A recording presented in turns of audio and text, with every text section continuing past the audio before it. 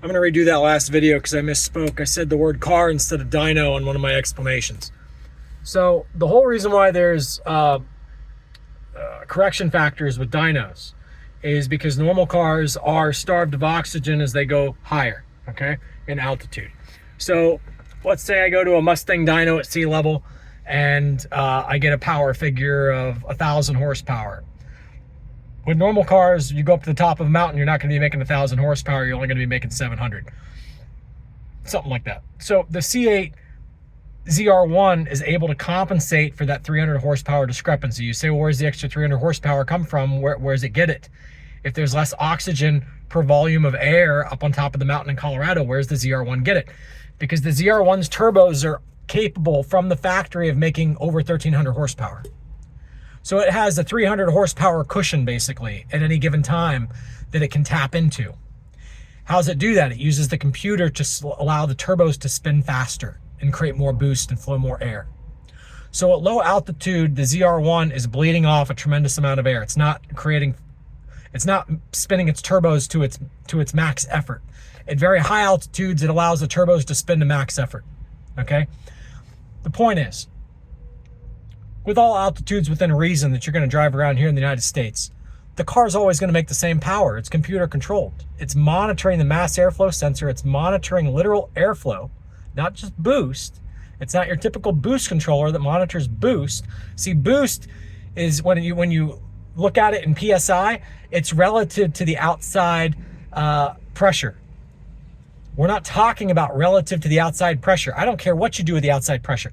The C8 zr1 is so sophisticated that it's watching actual airflow. It knows exactly how much airflow is coming in, and it regulates its boost controller based on that. It's very advanced. So the car is set to, let's just say hypothetically, always make 1,000 horsepower at the wheels. I don't know what the exact number is, but it's somewhere around that ballpark. Let's say 980, whatever. So it always makes a certain specific horsepower at the wheels, no matter what altitude you go to.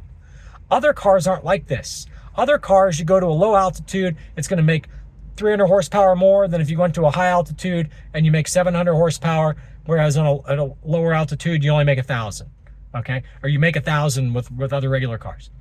So that's why there's correction factors applied to dyno figures, because normal cars, if I jump in my car and I go to a, let's say Mustang is a brand of dyno, it has nothing to do with the Mustang Ford cars, it's Mustang brand of dyno.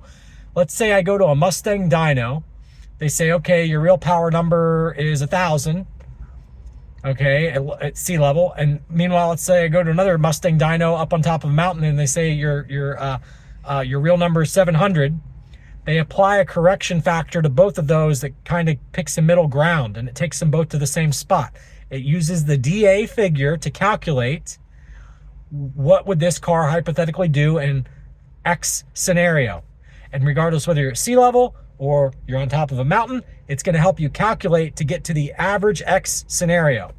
So when you're at sea level, after they correct for it, they say, okay, your car is a 900 horsepower car. You go up to the top of the mountain, they run it at 700 horsepower, they correct for it, they say, okay, your car is a 900 horsepower car. Correction factor is wonderful on regular cars. On the C8 zr1, it does the total fucking opposite. Your car is going to run about 1,000 horsepower at the wheels, real numbers on both dynos. That's the real fucking number, guys. Nothing needs to be corrected. The car doesn't need to be corrected for altitude. The car's already fucking making the change itself. Don't apply a correction factor, but everybody's still applying them. Paragon's fucking applying them. Fab Speed's applying them.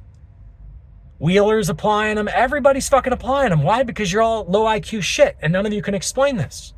None of you can explain this in your video. Wheeler can't be first. Paragon can't be first. Fab Speed can't be first. None of you can be fucking first. You're all just a bunch of fucking retards. Look at our correction factor. We're not retarded, are we? Yeah, you are. You guys are fucking stupid. You don't understand the car that you're dealing with. You guys don't get it. You're too fucking stupid to understand the fucking car. Think about that. You're pulling your car into a shop where the people are too fucking stupid to understand the car. Come to our shop and we're stupid and we don't understand your car. And we're going to tell you, shh, get lost. You guys are trash. So anyway, the point is, when you apply the correction factors to the ZR1, it brings the power down a bunch when you're at sea level, and it brings the power up a bunch when you're at higher ground, because that's what the correction factors do to all other normal cars. The ZR1 doesn't do that. And once you understand that, which I've been explaining since the fucking first car was dynoed at Paragon and the numbers came in real high, I'm like, that's because the correction factor's adding to it. What's the real number? What's the real number? What's the real number? Guys at Paragon, what's the real number? Finally, I get a fucking real number out of the guys at Paragon. Meanwhile, same thing. Go down to Fab Speed. What's the real number? What's the real number? I'm sick of fucking retards. What's the fucking real number? The real numbers between Fab Speed and Paragon are almost identical, because that's what the car is. It's fucking identical no matter where you fucking take it. The altitude doesn't change the car. The car already thinks and readjusts its turbo speeds. You guys are fucking stupid. Like, genuinely, Paragon cannot understand this. Fab Speed can't understand this. Wheeler can't understand this. We have more subscribers than you. Yeah, I know. That's a travesty. You're making the entire fucking world more dumb with your fucking lies. Just like Justin Horsepower Obsessed. You guys are just a Corvette cult of cluelessness. Watch our shows. I'm sick of it. I'm sick of how stupid you all are. I'm sick of explaining the same thing day after fucking day, and you guys are all so fucking stupid you can't understand it. Do not apply a correction factor to a ZR1.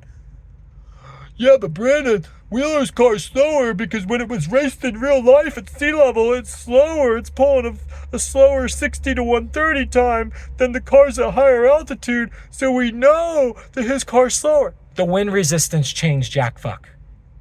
Yeah, but the car makes more power at sea level, which should compensate for the wind resistance. No, it doesn't make more power. It makes the same power. No. I'm sick of it. I'm sick of how dumb you all are.